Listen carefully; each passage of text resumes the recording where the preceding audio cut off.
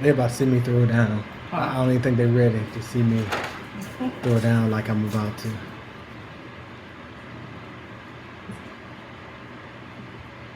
Hey y'all, I know it's everything is loading in, so I'm gonna give y'all a few seconds for it to load in and come on in the room. You can come on in the room. You can come on in the room. Come on in the room. Happy Sunday. Hey. Y'all, I got my moo-moo on. Happy Sunday, everybody. Got my moo-moo on. Happy Sunday. Happy Sunday. Hope everybody's doing well. Come on in. Y'all, she cooking in her moo-moo. So I hope y'all know that this means business.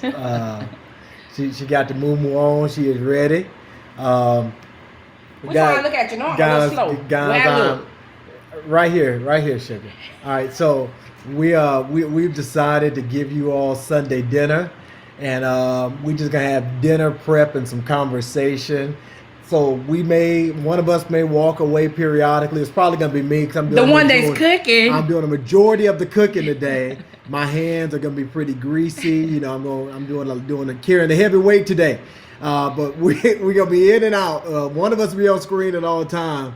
But we're gonna walk you all through some of our just normal Sunday stuff. Hey y'all, I mean I'm just saying hey to everybody on there. Y'all, I wish you could get a full picture of my fashion. Let's see, can you get a full picture? I can't. No, I can't. Why? I can't. They believe you. I mean, moo-moo. This moo-moo. I mean, it's red and black, and then my house shoes are pink. And then I'm gonna slide them so y'all hear me slide, cause you ain't cooking unless you slide around. If you pick your feet up, I don't want your food. Cooking. Not at all. I don't want to eat your food. No. If you gotta be shuffling around. I got on flip flops. I couldn't find my house shoes. So but I've been doing the heavy lifting. So here's how this is gonna go. We're gonna just kind of give you all some descriptions and descriptors of what's happening, what's going on. I'm gonna do a little bit of prep in front of you because again, I've been teaching Fanika. She's advancing, but I've been teaching her. So what happened? This is literally what happened last week. We were cooking. We were cooking here at the house, and I sent some people some pictures of what we were making, and they had a complete fit. And so what we said was, okay, well, we'll just do it again next week because we literally did not cook enough for one of your spoiled sons. So all right, so here's what we did. Now, if we're gonna be honest, I've been prepping since yesterday.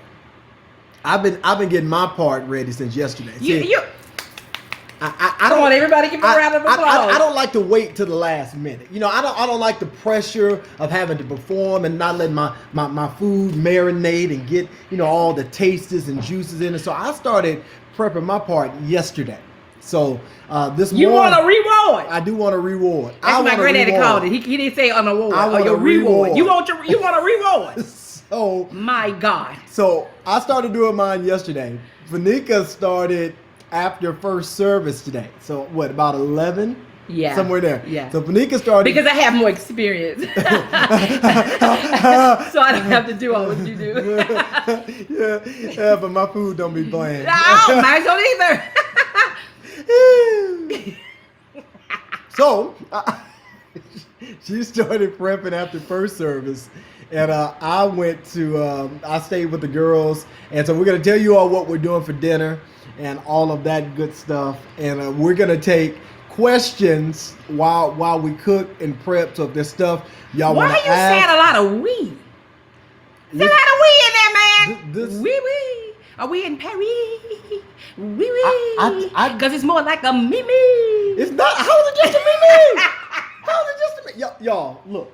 I didn't cut up cabbages. Hey, you are wasting water across my counters. I didn't cut up cabbages. Y'all see this? I've been flambeing cabbage. See, they already know you ain't. I've been prepping cabbages. And what is it sitting in? What is your prep cabbage sitting in?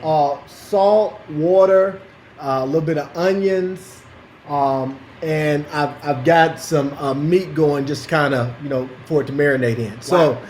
So all right, so this is what we're cooking, just so you all know what's on the what's on the menu for today. Back down. Wipe your counter down, woman of God. I don't like you in the kitchen because you be like a child in here.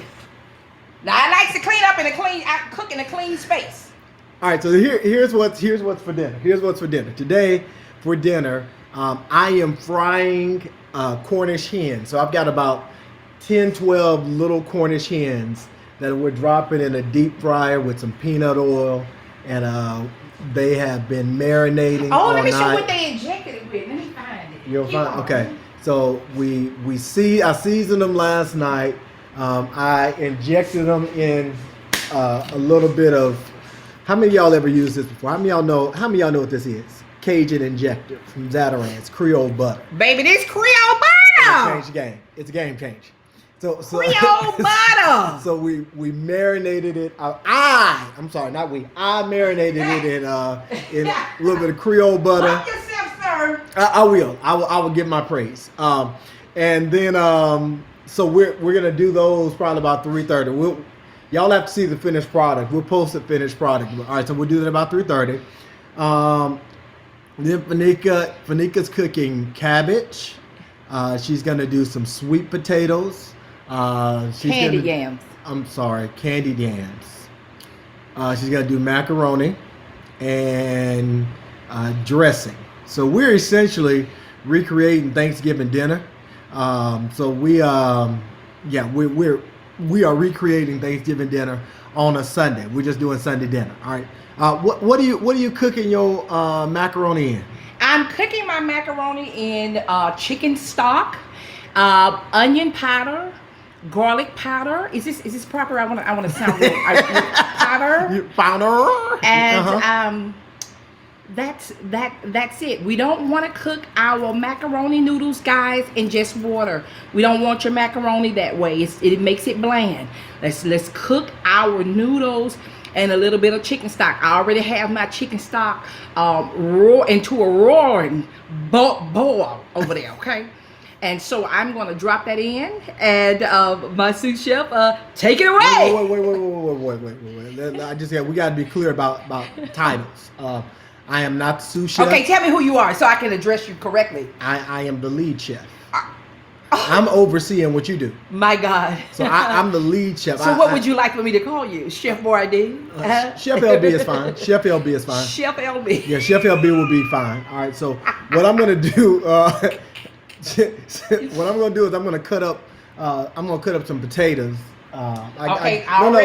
You probably need to cut first. I need to supervise you. Be sure you. I already rinsed them. Well, no. These look still dirty. You sure you rinsed them? Yeah. Are you sure? Yeah. Now, do I need to give you a peel in this? Okay, I need you to get a little ice. They're asking for the macaroni thing that you do. How do you even put macaroni? Isn't this moo a blessing? I'm sorry, y'all. Isn't this moo a blessing? Yes. You feel good in the moo. You better be glad I put undergarments on for you guys.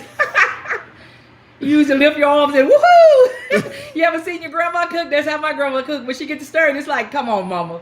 Now, woman of God, you know we standing on the side of you. You know we can see your all in all and your goodness and mercy.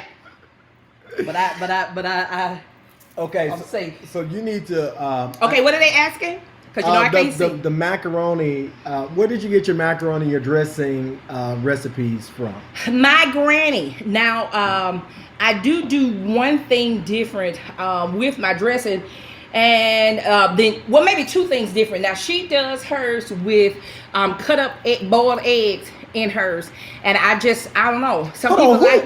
Who puts boiled egg in your dressing? I'm just wondering. Some people do. I just don't like it. Y'all put boiled eggs in your dressing? I just need to know. That's like a pretty important question. I'm going to let you keep giving your little descriptors. But who puts egg in dressing? I mean, some people do. Where I live in the country, that's how they make it. But now I just don't like it that way. Now she do hers. I'm supposed to be talking proper. She do hers with light bread. And she toasts her light bread. But I do mine with a little stovetop stuffing.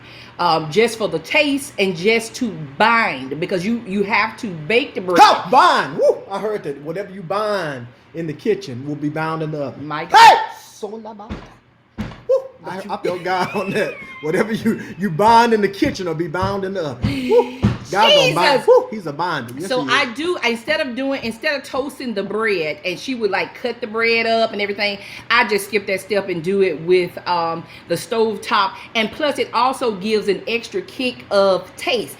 And because I have a textural thing, she would just cook down her celery stalk, her onions, her peppers, and a little bit of olive oil or butter. We like butter in the country, so maybe butter. Let me not even play my grandma. That's not butter with an ER. It's a butter with an A. I don't know if y'all call butter. it. But I thank you for translating for me. Well, your proper one right out the window. Let me go back. I'm sorry. Wait. Most people are saying that they don't put eggs in their dressing. Okay. No, I don't like it that way. I'm about to come give them some home training. But people do make it that way. Yeah, but I don't. I never have. In the lower south. Yeah, I never have though.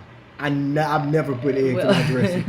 I almost said something. I've never put eggs in my dressing. I just wanted to be known. God bless you, sir. So and then since I have a textural thing, I take my food processor and I mix down my everything I put inside, the celery, the peppers, the onions, and everything. So I will cook it down just a tiny bit, just to soften it, and then I'll put it in my food processor, and it really makes a pretty color, guys. But I just don't like chunks of celery and chunks of pepper and stuff like that in dressing. I know some people like it that way. Just my own personal preference. Now, Granny said she likes to see it in hers. That's just not the case for me. We don't do chunky food. We don't do chunky nothing over here. I tab some ground beef. I just can't do. I can't do chunky. I'm just funny about texture. So I done helped a lot with that. So do you need me to do? No, I need one. I'm the lead chef. Oh, you know what I need you to do? I need you to go get me some. Put me some ice in this. We're gonna give it in the ice bath, guys. When you're cooking potatoes, you don't want put me a little ice and water in there, baby. Head chef. I'm sorry. Well, if I'm the head chef, I shouldn't have to do stuff like that. Don't make that clue. It's still alive. The head chef don't blanch. Hey, get some ice and some water. What the head chef look like taking direction from soup? Ooh. No, you go. Can you go give me some ice and some water? No. Excuse me. No. I get it because I'm a servant at heart. So before anybody knew me, I was always serving. Wow. I can serve before I can. So you want to put a little ice, guys, and cold water in your when you do. I don't know what it look, baby. When you're doing your potatoes, because you don't want them to turn brown. That's when you're doing your white potatoes as well. Maybe I'll be back. Let me No, I got. It's fine. Okay. Because what you're not gonna do is get ice all on my hardwood floor. Glory be to God. Okay, that's all right. I want a new floor anyway. Go ahead. Let it seep on through, God. But so you don't want to just peel your potatoes and just stick them. Just stick them. You want to put them in a little. You want to give them a bath. You know what I'm saying? You want to give them a little bit of bath, a little bit of washing. And so typically I wash with a little bit of sea salt. I do my cabbage greens that way. I do my collard greens that way because sometimes they have dirt and things like that on them. So you want to have something a little bit coarse in there that will help to wash that debris away. You don't want to use table salt because it'll just start to dissolve down quicker. Sea salt, it does not do that as fast. And so I typically, I'm country. Look how big this thing of sea salt. You keep saying up. Yeah, I can't. I'm sorry I keep looking, but it's making me a little nervous. And so that's what we're going to do. So I'm going to peel the first potato. And, you want to be easy with them. It's like it's the first time. Glory. I need a trash bag, baby. Okay, I'm sorry. I gotta do one thing at a time, though. Y'all, I'm telling you, this, somebody else want to come over here and help me because, I've been peeled a whole potato by the time he come back over here. And I need to drop my noodles. Got you right there. Okay, here, I know you. I want a Dr. Pepper flavored yams today, so I just put a little Dr. Pepper in the ice bag. Wow, I literally almost cussed. Woo, I'm glad it's Sunday and not Monday. Monday, I would have told you something else. This one work? I want a little flavor. Baby, I'ma just look down. I'ma look down because you done put me on these inner wheels, and I'ma hate that, you know. If you don't get out of there, it's gonna be me and you. This ain't gonna work. Huh? This ain't gonna work. No, that ain't gonna work, precious. So now you just done waste some ice, babe. It came out the. I need. Babe, you come on and peel. You just. That's what you do. Look at this ice on my floor. I just want different flavors. Oh, see, this is what slowed me down. See, you slow me down. You slow me down. Let me put my noodles in while I'm over here. I thought it was a good idea. Y'all, you want large elbow. Where the camera at? We don't want that thin macaronis, okay? We want it big. We want plus size macaroni. We don't want the skinny stuff. It's cute, but it don't feel good, baby. We want the real thing. We want it big. We want it plus size, glory. I'm still. Did you waste my Dr. Pepper though? I did. You threw it in the sink? And did. You. I'm putting these plus size noodles in. You're a murderer. You're a murderer. So, guys, what I'm doing right now is I'm currently in the process of peeling down potatoes. I'm gonna put a box and a half. I'm getting them ready. So while I'm prepping potatoes, if y'all got something random you want to ask or something you're interested in knowing about the Friends, you put it in your comments. I'm gonna follow along. Right now, I'm doing the job of sous chef as the main chef because my sous chef can't keep up with my workload. I move a little bit quicker than she does. All right. So if y'all got something you want to ask, please do that. Again, large elbow is what we use. We don't want no skinny elbow. We like the plus size. We like girthy elbows around here. Give us something we can feel. Elbows that little look good, but it don't feel good, baby. Elbows gotta have a little bit of girth on them. They gotta be a little thick. We like our elbows to be thick in the hips, okay? Woo. All right. So if y'all got something, you want to ask. That's how you know you're a real cook, because you get mad when folks slow you down. That's how I feel. I wish y'all could see this ice on my floor and I got to call insurance because my knees just ain't able. How did we meet? All right, so I'll answer this while I cut. I'm going to give y'all the Clip Notes version. There's also a version of this, I believe, in one of our videos. If not, we probably need to update the video. We met in church, y'all. We met in church. We met in church. God knows we met in church. She was singing worship at a church that I was a minister at, and I got just enamored with her beauty, and she wouldn't stop staring at me either. We knew it was a match made in heaven. My man was there. Yeah, Are you okay? He was, but he was ugly. And so it took 5 years for her to get the revelation that I was the one. It took a while for her to get the revelation that I was the one God sent. God had to deliver her from that heathen. So that's how we met. We met in church.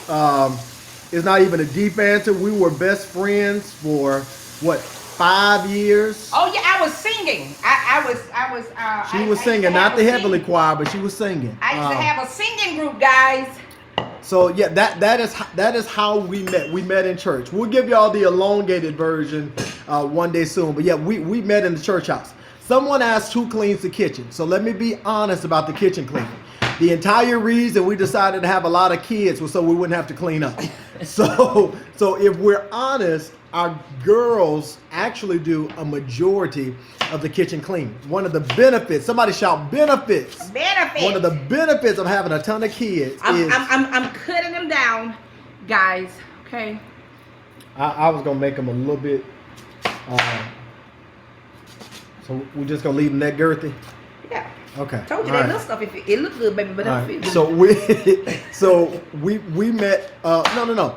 The kids do most of the cleaning of the kitchen. Now, other than that, I can't even say whoever cook clean. Most of the time, the girls bless us. Yeah. Now we'll come behind and touch up what they don't do, but yeah, most of the times it is the girls that do the cleaning of the kitchen. Couch Conversations return. What would y'all watch if we did a couch conversation live? We just came live like this and did an impromptu couch conversation. We'd save it in. It wouldn't be all the fanciness that the other ones had. We just literally sit and do it live. Would y'all watch it if we did it live? If we did it live, would y'all come and see us? Y'all gonna come see us? All right. What did he say? I gotta wait for them to respond. You know, our video a little bit faster than their eyes is watching, so I gotta wait a little bit. Okay. But I'm trying to catch some questions even as they come. Let's see. Can you talk more about your engagement? Were you so confident she would say yes? Did you have a ring? So with our engagement, we might really need to do this story then. Yeah. Okay. So y'all got a lot of good engagement questions. Some of this you're gonna see later in this week. But we did just do. Yeah, but we can't.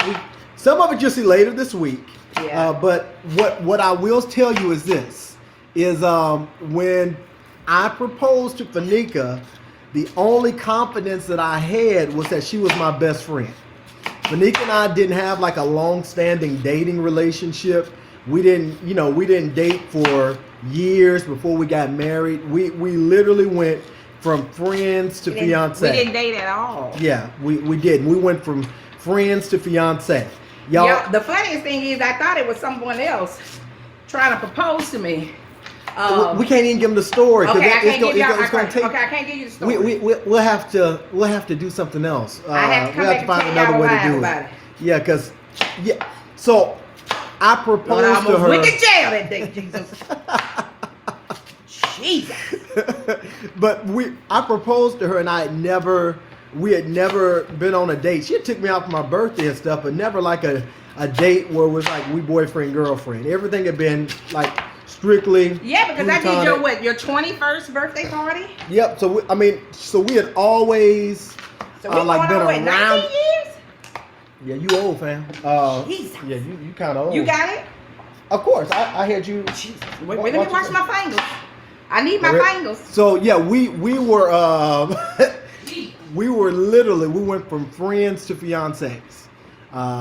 We went from friends to what? Friends to fiancés. Just like that. So, what are the ages of our girls? So our oldest Ashriel turns 15 this Saturday. Yes. Next Saturday.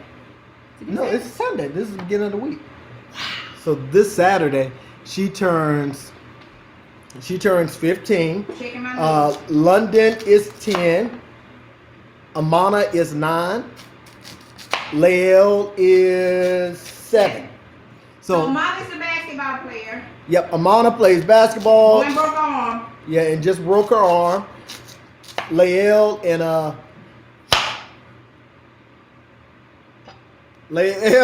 Amana. London and Lael are the dancers. I'm glad you can see what I just did. You know what? Let me tell you what. I want you to do something else. Here, you crumble up my cornbread. Okay. Do you ever measure out the ingredients for your? Oh, well, typically, I've been doing it so long, I just know it by eye. Yeah, I am a lefty, but typically, I've been doing this so long and so professionally that I just know it by eye. My eye just know. Hey, how about you just crumble my cornbread for me? That'd be good. Babe, watch your fingers. That would be awful. That would be terrible, especially on this live. So no, typically I Babe, I look at this cut. What is this? What is this? How do you butcher this potato like this? Babe, it's still usable. Babe, just that's the thing. Hey, that's the thing. Hey. Folks don't want to use you no more because you ain't cut of the same cloth. Crumble that baby. Well, I need to wash my hands. Okay, go wash your hands. Yes, but see, that's what I'm talking about. Folks want to throw you away because you ain't cut of the same. Just because you cut violently. You know, but I'm glad God don't throw me away. He don't put me in the throwaway pile. We don't want it. Nope. He says I still belong. I ain't got to be perfect to belong. Jesus. All right.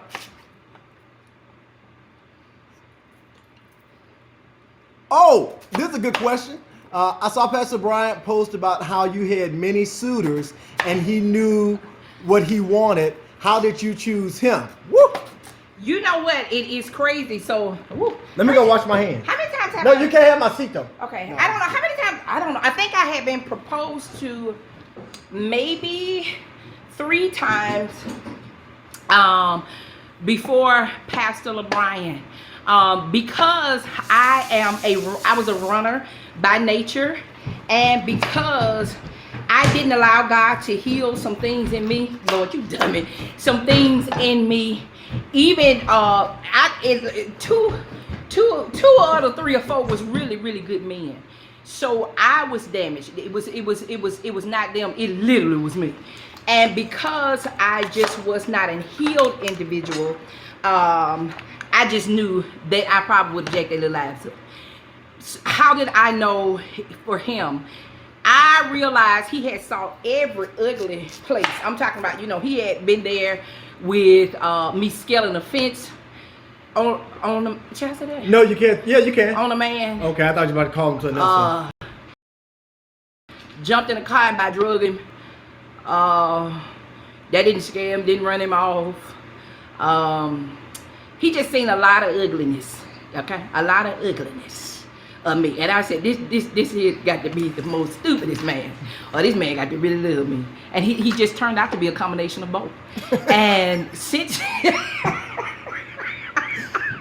but no, until I don't think the Lord allowed me to see him for who he was, because I would have messed it up, because I did not start working on my healing until after I met him. So I think he blinded me to him. And the reason I said yes, because he had been there through a whole lot of ugliness, and he was always the constant. He was the one that never ran. When I ran, he would never run. He just always stayed. And I just kept saying, it's gotta be, I just believe we would have built a beautiful life, because I am a runner, and I knew he would stay, and he had to take these running shoes off. Glory be to God. I still have to pull them off from time to time. Guys, listen. So, because these Nikes, that they rarely come on now. I gotta be real dumb to do it. So, ready? Back.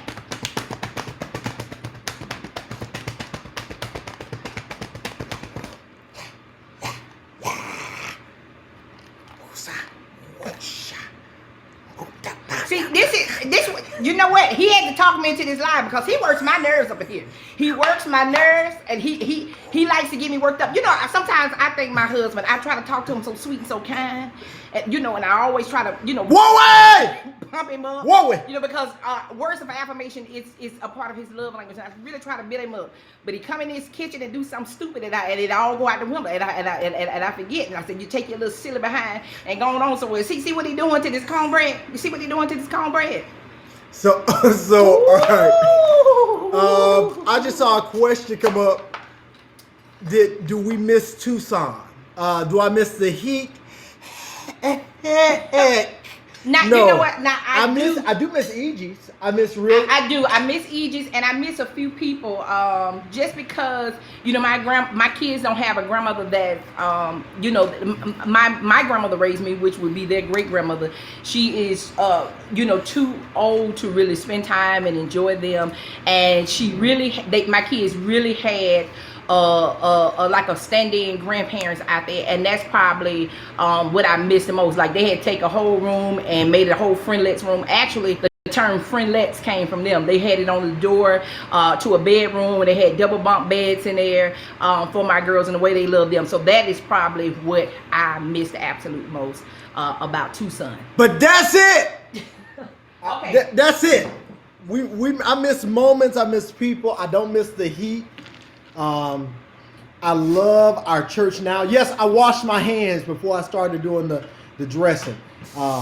But that's about it. I miss Aegis. I miss those ices.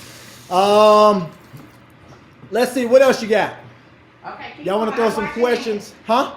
I said keep going. I'm listening. Keep doing the corn. I don't know how much smaller I can get it, baby. It's like really small. I'm gonna cook my bacon for my. So you gotta toss it. Yeah. Toss it. Okay, so I think my cornbread is ready. Oh, you did good, babe. Okay, a few places on the end. Will you see them a little bit more crunchy? Will you fix that? Okay, let's see. Pastor LeBrian, did God give you a special grace to handle that? As Fanika said, she had a lot of to sort through in healing. excuse me, I'm currently in a courtship. There's definitely areas for God's healing. Yep, I'll talk to you. Let me get some water real quick. Okay. What was the question? Okay, I was watching my head. Special grace for you. Oh God, yes. Can you tell my personality? Any man with me, it take a lot of grace. You know, I laugh often. Sometimes I see stuff and I say, "Woo, bless their heart. They were struggling if I was their wife." Some of this stuff here, these men here do.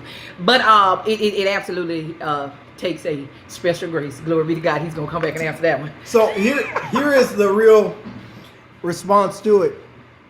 Whoever your spouse is going to be, this goes for men or female, male or female, God has to give you a grace to handle their good, their bad, their ugly, and their indifferent. I believe that God graces you and he gives you a supernatural ability to tolerate what would make others run away. So yes, I do believe that God has to give you a grace for the one he builds you for. It's not Corona cough, Christabel, hush. He has to give you the grace for it. I'm draining the noodles. If he does not give you the grace for it, you will not stay in it. How was the adoption process going? Okay, so we're draining our big elbows right now. We draining them big elbows. How's the adoption process going for the twin boys? My prayer is that I'm going to have some really, really, really good updates for you all this week. Y'all pray. I pray that I'm going to have some really good updates for you. We have a couple of what I think are solid leads. And if these leads pan out, we could see some stuff start moving really soon. We're going to make a video this week about the whole adoption process as well. But if it goes as planned, y'all pray. We got some good possibilities that are on the brink. So we're just praying for a little bit of favor with that. Come on, y'all keep asking. I'm just getting I got my noodles. Okay, what? I drained my noodles. Okay, so I had her drain the noodles for me because I was talking to y'all and I didn't want to mess around and let the noodles overcook. Because here's the thing with the noodles: if you leave them in too long, they will go from bad to bougie. They will go from like flaccid to erect. They'll go from soft to hard real quick. That's not good terminology. Okay, what I'm putting in here is onion powder. Let me just take my knife back over. And garlic powder, a little paprika, and white pepper. White pepper. I don't like, Granny didn't let us put black pepper in her macaroni. She said it looked like little ants in there. And so I don't do it. Now, I feel like white pepper is a little bit stronger, so you literally have to have a soft hand with this. Now, I'm going to mix my some of this seasoning, and I'm going to mix a few cheese and a little butter. Yep. But before I add my sour cream and my heavy whipping cream and my milk, I'm going to let the noodles cool down they have to a little cool. bit. Okay, you don't want a fried egg in there. Right? No, okay.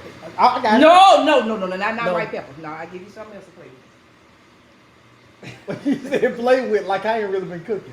Like I ain't chefing in here too. You said play with like I'm a kid. Sorry.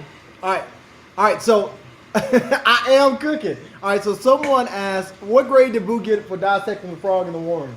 She got an A, didn't she? She did, and then, but now we don't know what she has. She has on the She had to do a, what was it, like a observation, like a little paper. She had to do a little paper on it. It was due Friday, so we don't know the grade on that. Now the dissection, of course, she got an A, but we have to wait on the. I'm just gonna go and stick the whole. I got it. So guys, what you do? You use real butter. Salted. You use salted butter. I'm just going. Kobe. I got it.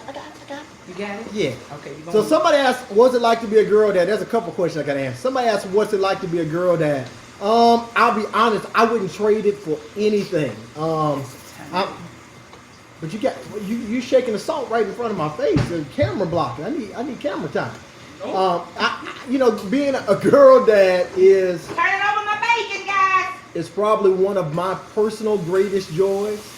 Having a house full of women. Babe, where my bacon dripping? No. No. What bacon gonna do? What you gonna do? I need a little bit more for my cabbage. Oh no. It's above in my oven. That's not how I cook, Fanika. That's not how I do it. So that's why you ain't doing it. So what I think I wouldn't trade being a girl dad for anything really.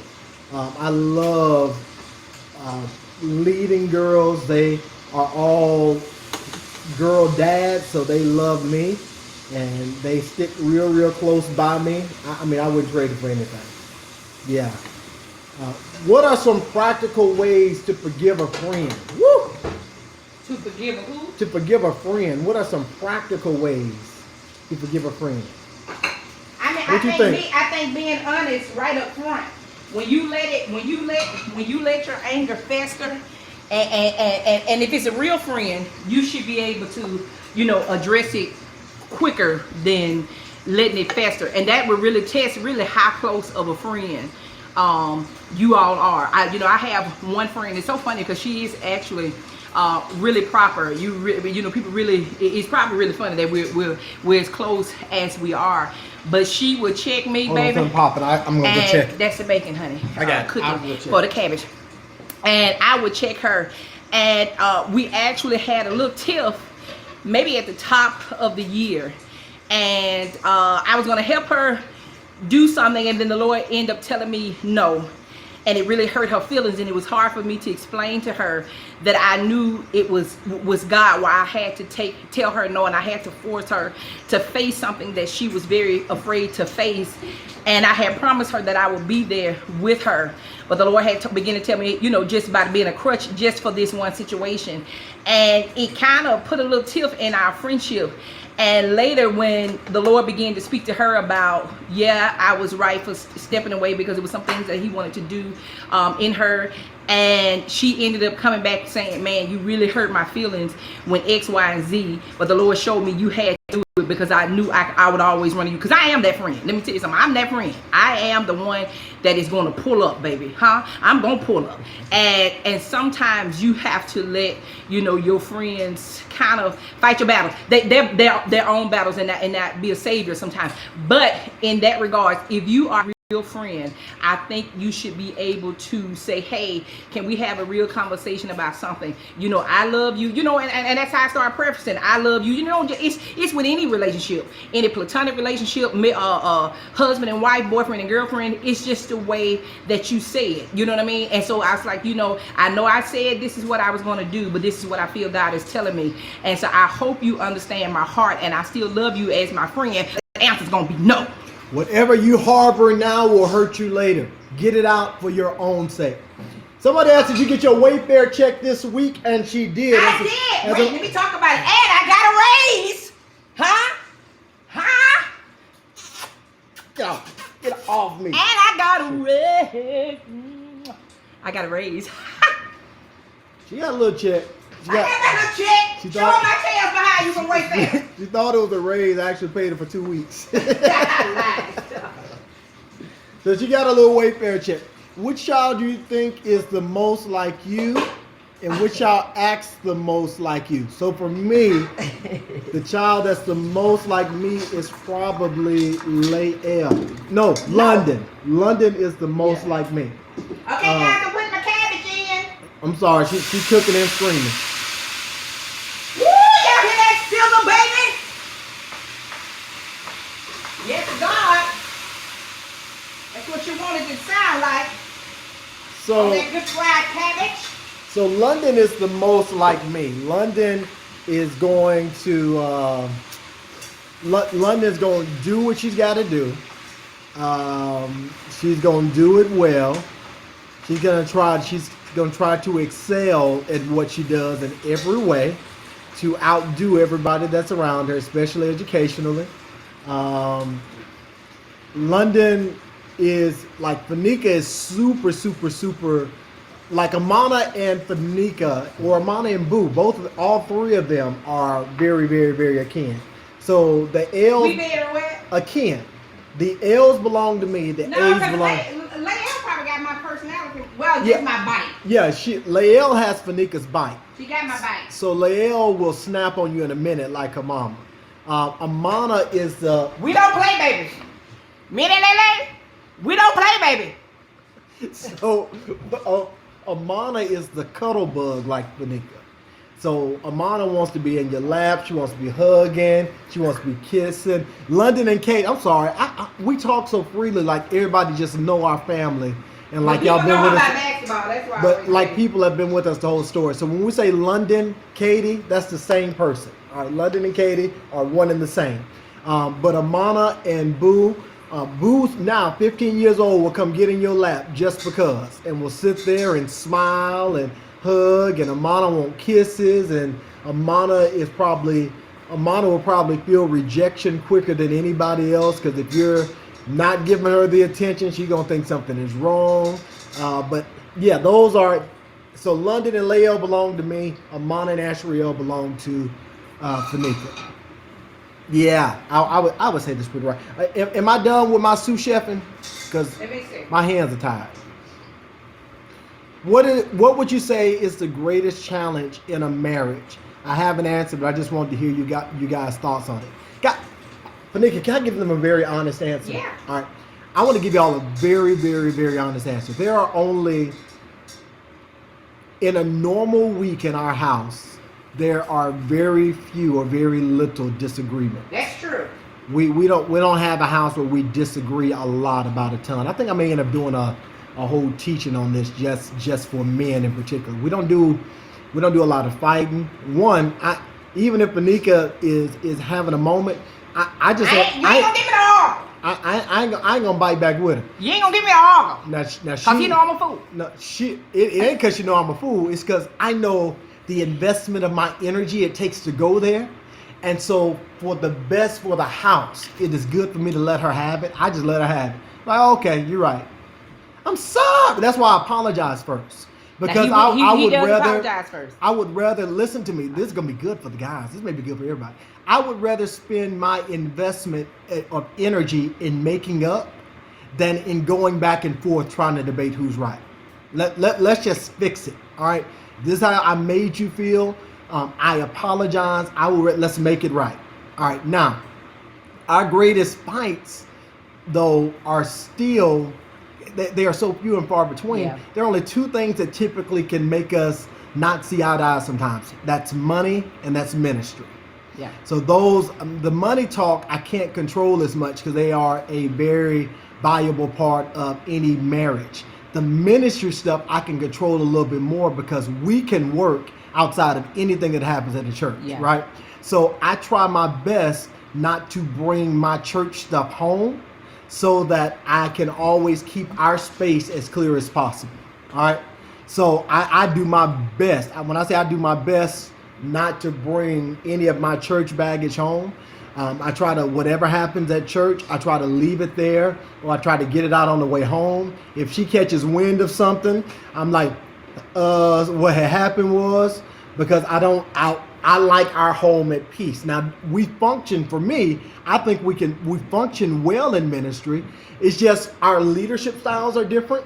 And so sometimes Fanika be like, this is it, cut them, kill them, get them out, we done. Now, that's true. Now, and what's funny, our leadership styles are extremely different. Yep. Now, I'm long suffering to a degree. Mm-hmm. He long. Now I have more long suffering than her, but the difference with me is. But I have more patience. That's it. Yeah. She has a ton of patience. Yeah. For me, when my long suffering is done, I'm done. Yeah. Like, it ain't no getting back with him. I'm like, okay. When I check out with you. Yeah. I'm just done. I'm on to the next thing. But Nico she's a mother. Yeah. So where we get into it about is like a lot of times our sons, the boys, will come to her when they don't like something I've said. He be tough on my boys. And so they try to use her as leverage to try to move my heart. I don't like that. So, but he's a girl dad, okay? He's a girl dad. So he's very easy on the girls, and then he just try to cut and butcher my boys. I used to be very easy. Baby! I used to be very easy on the girls. When he try to really cut my boys, it's hell to pay up in here, baby. And that mouth right there, that one right there, that's what I got to hear. I talk to my son. I said, I don't care what they said. And they said, I run this. And I know it can't be true. So I'm going to give you the chance. I said, I run this. At the end of the day, I run this. So it's best to keep ministers kind of separate for us. Because it typically only happens with our spiritual children for the most part. Yeah, now that's true. It typically only happens with them. So I don't bring them into a space. No, what's going to happen when we have our boys in the house? Well, see, the difference is I don't think I'll be the same way on boys I raised from the ground up. I think I'll have an opportunity to put we'll have an opportunity to put enough of us in them. Though I probably will be a little bit tougher on the boys, but I feel like I'm tough on the girls. You ain't gonna be tough on my boys. Watch and see. I ain't about to raise no wimpy man in Jesus' name. I'm not about to raise no wimpy man. He gonna give them to me in my 40s. We just gonna love each other and hold hands. The devil is a lie. The devil is a lie. The devil is a lie. They're gonna be tough. They're gonna be men. So that's where our biggest disagreements come from: money, ministry, one of the two. And so we just find a way to navigate all those conversations when they come. See, Chaselin will tell you, I ain't easy on Chaselin. I ain't easy on Chaselin. I ain't easy on I ain't easy on the girls. I am tougher on the boys though, if I'm honest. How often do y'all date? Y'all, I promise we're still cooking. I'm just overseeing what she's doing. The cabbage is in the. Y'all, that still was bland. I had to come back and put a little bit more seasoning. Jesus. In that macaroni. Okay. We don't want your bland macaroni. So, how often do we date? I'll be honest, nowhere close to enough. Nowhere close to enough. I've been grateful that we've been able to at least date some in But you know what saved us though, even though we don't get to date as much as we probably would like? I don't think there's a day go by we don't share a good laugh. Oh yeah. And for me, there was a time not too long ago. Pastor and I, we were really, really broke. We loved God, but the situation we were in the church, it wasn't, because we was living large and in charge. It was just the state that, it was a season that we were in financially. My babies were really young, so I stayed home. I had 2 in Pampers and was pregnant. And, potty trained one in Pampers and pregnant. And 2 babies lost in between those times. And so I stayed home. So we were on one salary. I said all that to say what? I lost my train of thought. Get it back. We're talking about dating. And so because we didn't have a lot of money to go out, I started saying, if we share a good laugh, that don't cost us nothing.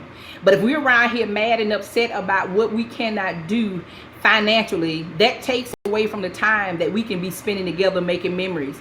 And so for me, us making memories became our date thing. And I decided that day that there was never going to be a day that I did not share a good laugh with him. And a lot of times, even when I'm hot as fish grease, baby, with him, when he'll come in and do something stupid, like he can't dance, he'll try to come in and twerk or just something stupid in the room, it literally just it releases all of that pressure and some of that anger, and we're both able to laugh. And I'm like, oh, I'm sorry, and we'll just kind of say our sorries. And you'll say I'm sorry? Well, okay, well, maybe I went too far.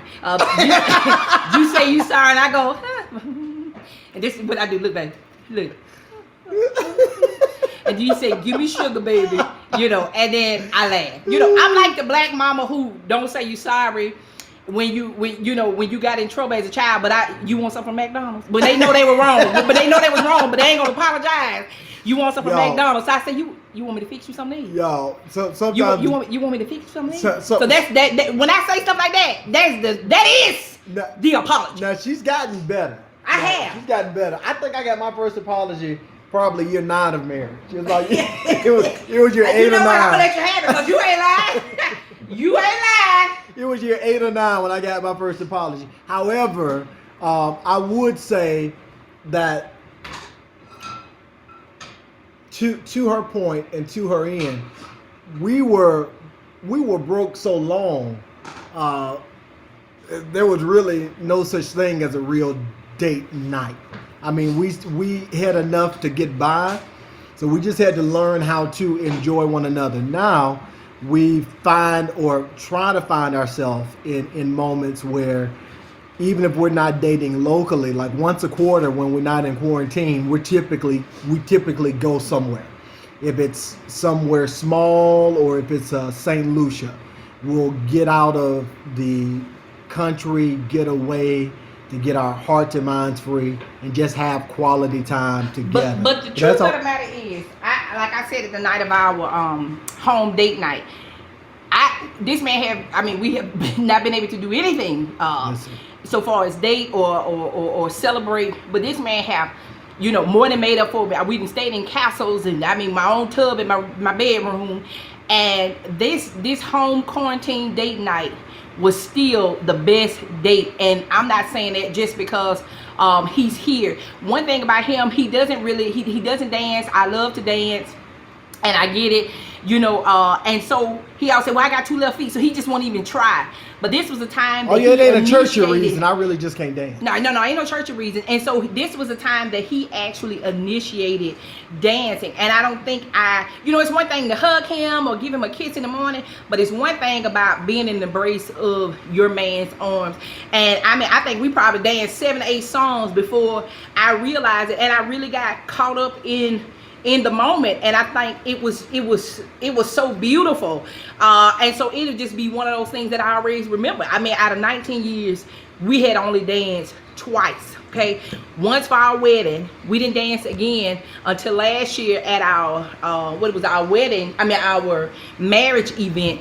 And he talked the whole time like, I know I'm out here still. Everybody's laughing at me. I don't want them to take no photos of me. And he couldn't even enjoy the dance because he was so worried about, feeling like, he couldn't really dance. And I kept saying, you're fine, babe, you're fine. And so he just couldn't enjoy it. And so we just kind of sit down and, I kind of laughed with some of the other couples or whatever, but it kind of hurt my feelings. And so I felt like this date more than made up for it. And so for him to do something that I had been wanting to do. And so, yes, in 19 years, this was just our 3rd time sharing a dance together. So, yeah. David, I ain't trying to put pressure on y'all, but I've got Who is that? David, I'm putting pressure on myself. I promise you I am. And I have to, just to do stuff that I'm uncomfortable with that makes or gives her joy and pleasure. How do we as husbands, we're going to take a few more. Now you give pleasure, but I thank you for the joy. I thank you for How do we as husbands continue to be great husbands when our wives always point out what we are not doing? Woo. All right, so I want you, so the gifted one, that's a great question. I think that's the one. Put the bread in there for me. Huh? Put the bread in there for me. I need something to see. So the gifted one, that's one why am I still doing sous chef responsibilities? I graduated. The gifted one, that's one I want to tackle a little bit more in my next session with the men and husbands in the next week or two. How do we continue to, essentially, how do men continue to be good husbands when our wives are always pointing out what we do wrong? Now let me just come and rebuke the women. Let me just come over here. And just rebuke the women. We can tear down, a foolish woman tears down her house with her words. The Bible said a man would rather live on a rooftop. He would rather be on the roof of his house than in the house with a contentious wife. Okay? So now just because on the roof. on the roof. Get your butt off of my counter. On the roof. Just because you hear me talk a lot and talk loud, that's just because I'm country. But that doesn't mean I don't have any respect for my husband. I'm just loud and this is just the way I talk. But even in arguments, you have to learn how to fight fair. And one thing about my husband, I respect him. I was laughing at, you'll see I made a video, and I think they're probably going to play it in the next day or so, and we'll actually make sure we announce that so y'all can see us kind of go in talking about even just some of the ways arguments are fighting. I don't want to say word fights, we don't do that. But just the way I handle him, I have to respect the man even in my anger. I have to respect the man even in my anger. I have to respect his manhood, his personhood, even in my anger. When I respect the personhood and the manhood, that means I'm not going to take those cheap shots. I'm not going to take them low blows, because we all know that we can have them, but I'm not going to take them. And even sometimes I tell people, sometimes I even have to schedule in when I'm upset, just because of what he does for a living. He's studying this day, so I don't want to take his spirit off from that. And so sometimes you have to get a maturity women. And I know sometimes you want to bite and you know what I mean? But sometimes you need to go back, and so even when you say it, you can sprinkle it with a little bit of sugar. And he don't even know that you correcting. You know what I mean? That you didn't say it so sweet. And I think that really goes both ways. That goes for husbands and wives. The delivery makes the difference. And so even if it's something that, like with Because if you come at me crazy, my whole ears gonna shut off. So if there's something with Fanika that needs course correction, I've been around her long enough to know her mood, her movements, and in what it's gonna take for my words to be received the best. And she does the same with me. When there's stuff that I need to correct in what I'm doing as a husband, typically, and I don't know why y'all do this, she'll wait till like 2:30 in the morning and she'll hear me snoring. She'll kick me on accident and then be like, "Are you asleep?" Well, yeah, I was asleep till I got that little kick in my... I don't want to let the sun go down. The sun that's went down, it's about to rise again. I don't want... You come out, baby. I was asleep, but I ain't anymore. All right, so I want to get a couple more. And we're gonna let y'all go. We're gonna let y'all go. Let's see. What are your views on submission? Great question. Submission is a two-way street. Absolutely. And I'll say this until the day that I die. If submission does not start with wives, it starts with husbands. Husbands have to submit first. A man that's submitted to God can lead a woman anywhere. And we'll follow you anywhere. Let me come back over this. Say it again. A man that's submitted to God, baby, you can lead a woman anywhere. Baby. What often happens though is we consider right there in your pocket. We consider submission to be a one-way street, and we only think the wives are supposed to submit to the husbands. The true biblical interpretation of it is that husbands we submit ourselves to God, and then women submit themselves to us. In essence, when a woman submits herself to her husband, it's as if she's looking at Christ himself. So consequently, I will not respond to my husband out of frustration, because it's as if I'm responding to Jesus Christ. Now, if a husband is not leading a wife as it pertains to godliness in a godly direction, yet we're expecting her to follow as if we are, it messes up everything that we're trying to do. So it does not go the way that it is. If a man submits to God, I promise you, a woman will jump over the moon with you if you stay submitted. You stay under authority, it's not hard for her to follow yours. And listen, and for women, because we were in such financial strength, that did not stop me from being submitted. Money does not mean submission. If you do stuff for me, you want you a pimp. You don't want a husband. So if that is the thing that moves you, and even when we was like that, because a real problem was 31 woman. Okay, see, everybody like to quote that, but what can you do with your hands? When we did that, baby, even when I was on bed rest, I was at home and opened up a whole kitchen beautician. Did I not? You did. You do things. You find innovative ways to help and be a help meet to your husband. When we didn't have the money, I didn't say we out here and we broke and da. I use it as an opportunity to figure out how could I be a helper to him, not one to hurt him or kick him when he's down. And so because I wanted to be a help, it brought me pleasure to open my house up as a beauty shop, to keep kids and whatever I had to do, for extra money in the house. So here because it is. I didn't need no pimp. You understand what I'm saying? No, I gotta say that for women, because a lot of times some women only feel like you can be submitted to a man if they make a certain amount, and if you making more. Because the truth of the matter is, the gag is, when we first got married, I was the breadwinner and I was paying all the bills.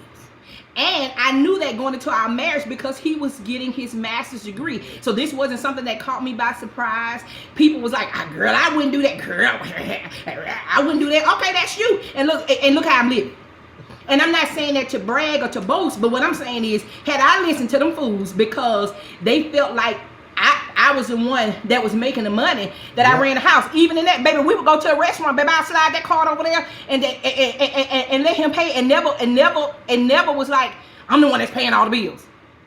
Never was like that. And let me tell you something, I ended up getting pregnant, had to get on bed rest, had to quit my job. And I was teaching school, so they asked me to take a leave of absence, baby. I was passing smooth out of the school. Take a leave of absence, and you know what? He ended up having to get a third shift job. I pulled boo out of her school and kept her home just so that would be one thing he had to worry about. And guess what I did? Even on bed rest, baby, I started doing hair in the house. And so you always have to have some type of hustle. Listen, I put this moo on cook, baby, and fry some fish, baby, and put your grandma to shame. And listen, I sell these fish plates, baby, they'll run up out of here. Because let me tell you something, I'm going to find a way to be a helpmeet for this man. So here's, I think the beauty of it is, just knife drop. I can't mic drop with cooking, so knife drop. So every wife should be a compliment and a compliment. That's what L-I and a L-E. She should compliment or complete her husband, but what she brings, who she is, should complement L-I. Who he's called to be and who she's called to be as well. You've got a compliment in two ways when you find the right one. All right. I saw another question. Man, I want to be sure I at least run through a few more of these, and we're going to let you go. Vanika, what challenges have you had being a wife, a mom, and a go-getter? Do you ever feel like you as a person was diminished? Do I feel okay as me your wife, mom, and trying to do your own pieces too? Do you ever feel like you were diminished as a person? Only maybe one time. It was a time. Let me see. It probably was right before the baby. Which, and I just felt Lele. And I felt like I was gonna get back into ministry and things like that, and I found out, I was pregnant, and it was after I had lost the baby, so I was like, this is it, 3 girls is enough, this is it, I'll never do this again, I'm gonna get back out here in ministry, and I'm gonna do what I feel like God is calling me to do.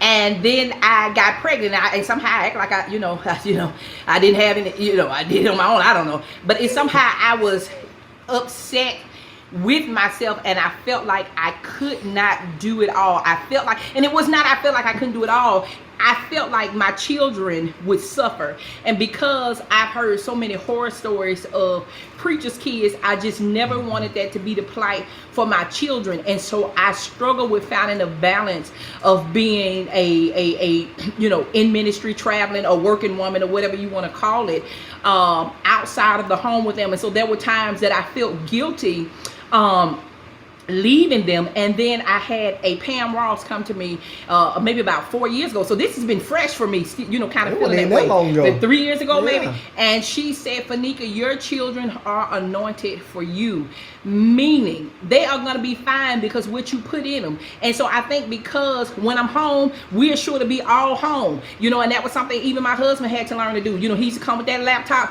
he'll be here, but he wasn't here. And once we started just really sitting down having honest conversations about that, and he was kind of picking up the slack around the house too, it made me like, oh my God, I really can do this because I have a helper in him. He's helping, so to be sure that my dreams can come alive as well. And so, man, you have to step up. If that means you have to fold a load of clothes, let me tell you something, baby, ain't nothing that sexy, baby. You gonna get it like you get it, baby. Listen, because I'm telling you, when you begin to have children to add things in, when a man turn around and say, hey, can I cook something for you? If I can't cook, can I order something? That's what he did until he learned how to cook. To be but sure I cook. I want you to say that. You cook now. Oh, you cook now. God be glorified. And so, but in order for me to be comfortable, he began to step up a lot around the house, just enough to say, I believe in you. I believe in the call that's on your life, and I believe that you are just as valuable and needed as I am. And you have set me in a space. Our kids are older to do what I need to do ministry wise. Now I'm going to be here for you. And I think that was the thing that kind of helped me in that space. Now, and I'll be honest with y'all, and I'm going to say this publicly, just so that it is heard, and because I think it's going to help answer another question: how do wives not get lost in the identity of the husband as a helpmeet? And here is how. Every husband should be able to identify what God has put in his wife and push what is in her until it comes to fruition. So I tell Fanika this often. What I do, I'll always be able to ensure that we live a decent life. I'll always be sure that we're able to get by, we'll be able to get over, our kids will be able to go to school, no issues. She won't have to worry about much. On the other side of that, I'll always tell Fanika, our millionaire status is locked in her voice. I believe that she has voice and influence that should be stretching far beyond where she even believes she has the ability for it to go. So my job as a covering is to not let her hide in just being a help, but to push her out and to ensure that she becomes everything she's supposed to be. And here is why. It's not because I believe that we have to be filthy rich to be happy. No. It's because I believe that a part of her destiny and purpose is to speak into the lives of men and women and help them see that through what others would call places in life they could not heal from, if they open their heart to what God is doing, there's healing far beyond what they would ever dream or imagine on the other side of that. So the only way I think that a helpmate doesn't hide is when they have a covering that pushes them out and refuses to allow them to hide. All right. Update on Fire will be coming out this week. We have been trying to get some stuff set with new locations. So we've been going back and forth and trying to get some stuff solidified. Hopefully we'll have some news for you all this week. Hopefully, prayerfully. All right. Let's see. Anything else? We'll take one more question, and then I got to really help her cook. But can we cook again next Sunday? Will y'all come to dinner next Sunday with us? If we do dinner, y'all come on to dinner with us. We'll do it. I'm gonna go live this week on this page as well. I got something I'm gonna do live on this page. We got a couple other things we're gonna share with you all this week on this page. But if y'all want to come to dinner again next Sunday, we'll invite y'all to the house. I don't know what I'm gonna cook. I got to pray about it. You ain't burning my greens, is you? No. Okay. All right. Don't burn my greens. Don't. That's dressing, baby. You doing what I left off. Let's see. I want to be sure. Let's see. I'm just trying to read through what I missed. Fanika, they really want you to start a mentoring program. Yes, we're gonna leave the replay up for this. They really want y'all. I'm trying to push it. There's only so much I can do, but she. Trying to push. All right, let me tell y'all what the issue is. Now, so we're being transparent. I'm gonna let y'all know. Issue, all right, so here's her issue. She's afraid of talking to a camera with no one else on the other side of it. So one, she doesn't want to pre-record it. Two, I am such a face-to-face type of person. But that's why they got these 6 feet. Y'all, let me tell you something. If you ever meet me, I don't really know personal. Come get one, Kristen. I don't really know personal space and boundaries. I walk up all up on people. He be saying, babe, your boob is touching that lady's boob. You need to step back. Like her tits on my elbow right now. Like I legit don't know personal space. If you've never met me and never encountered me, I probably will hug you and you'd be like, ma'am, you do not know me. Okay, this is a lot. This is a lot. So I have to learn figure out how to do that on the camera. And I know I can. Guys, can y'all help? I need y'all's help in affirming this part in her. Like, I'm doing something for women this week. This week. Y'all will see a flyer coming out for it this week. But the real grace for the women is right here. Girls Gone Live, Girl Gone Live, that whole 9 yards, it should be a whole program. And I'm just trying to help her believe in herself enough to know that it can happen, and it can happen virtually. It don't have to be face to face. That's she right. can You're make it happen man. virtually. Okay. No, right. So I'm gonna screenshot every one of these. I'm screenshotting every one of these, so she know it ain't just me talking crazy. We just need to make it happen. All right. I'm gonna take one more question, and we gone. One more question, and we out. You can? Come on. Well, London want to say hi. Go ahead. Hi. You don't want to do nothing but say hi? Huh? Who are you most like? My dad, I think. What'd you say? My dad, I think. Yep. This is my child. This is my child. Come on, Angie. Y'all see how I did these edges? I know who did that, baby. That is her signature. See, film and pre-record modules with a live audience and give us a live conference at the end. Look, Vanika, this program really would be sold out. I'm telling you, y'all saw it on this live first. Y'all heard it on this live first. I've been talking about it for, I know, 18 months. we have bought programming, software, the whole 9 yards. Lights. We bought it all. Chaselyn, her admin, is, and our most treasured baby, has been trying to push her to do this for a while now. Now she just got to do it. You just got to jump out the boat. Vanika, you really need to just come here and read all these comments. My God.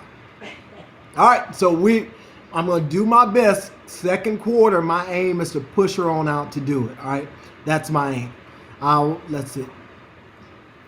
When it comes to the children, who has the voice? Or how do you come to a decision as a collective with respect to each other's voices?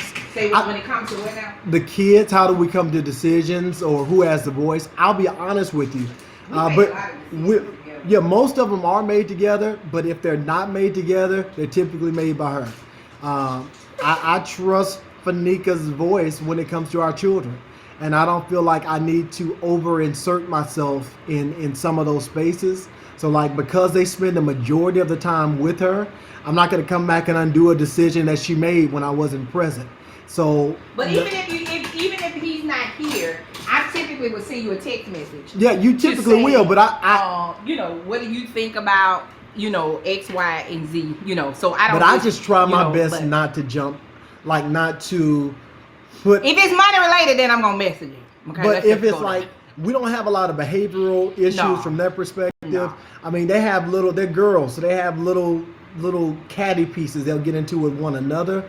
But that's even few far and in between. But most of the house decisions, stuff that happens with the house, I try to not micromanage or jump in them if at all possible. I just let her be her and let her do her to the best of her abilities. Okay, guys, we have given y'all a lot. It's 3:45. It's been 75 minutes. And I wasn't expecting to keep y'all on here this long. But we wanted to at least do a little Sunday dinner. I gotta finish cooking, guys. I've got guests coming in a few minutes. My peppers. Well, no, I gotta cook my hens now. Yeah, just mix it in, baby. But yeah, I believe folks are still talking about this mentoring program, guys. I believe we're gonna make it happen. We just don't have a choice. We have to. If you have any encouragement or advice for singles waiting for marriage, don't give up hope. Keep your standards without settling, and believe that you are worth complimenting someone else's future. And that no you're worth matter it. Come on. what you see around you, there are still good men out there. Okay, Listen. let me just say that. No matter what you see in these interwebs and all of this here type of stuff, there are still good men out there. I was a woman that always had a man. That's just gonna be the truth about it. It wasn't until I actually stopped looking for the fulfillment in a man till the Lord opened my eyes to a man that had already been standing there. And I believe it was because I stopped searching for something in him, and I truly, waited for God to give it to me, and by accident. And I talked about that in the video, so I hope y'all see that this week. By accident, I fell in love with a man because I was not even looking to be a wife. And I believe just because that wasn't what my mind was, and I think maybe too because I was a single mom at the time, so my mind was about grinding for my child, you know, for my oldest daughter. And so that just wasn't my mindset. And by accident, I fell in love on that journey of just kind of self-discovery of who I was. And so I think that's the thing. Just take some of that pressure off of yourself when people try to ask you at these family reunions, and when, you know, the wrong over when you get married, all that. Because I know, you know, it can be a lot of pressure on women. I say I don't even know if I want to be married, and people just start asking that. I would just, you know, be real ignorant like that at family. I don't even know that's what I want to do, and they just, you know, they like, well, I don't know if she really want to be married. So, you know, it backed them up off me. But I do believe it was when I stopped searching for it was when I found it. When I found it by accident. Yeah. So, I think that we have. I mean, we've been on 75 minutes. Thank y'all for rocking with us this long today. We'll be back this week. We just gonna keep YouTubing until y'all get sick of it. I don't know if we should try to cook and do it. I don't feel like I cook anything. I've cooked a lot. I feel pretty accomplished. But this Sunday dinner concept, I'm sure y'all felt like y'all were at the table with us. I hope y'all did. Because we got a lot. Maybe I need to come back and do something with like actual real recipes. So yeah, maybe no, not next week. What happened? No, don't drop my thing, Katie. All right. But maybe next week we'll come back, sit, talk, have a little bit more interaction, and see what comes of all that. But thank y'all for coming with us and journeying with us today. We'll see y'all later. Come on, say bye. Come on, say bye. Bye, guys. We love y'all. See love you soon. you. Peace.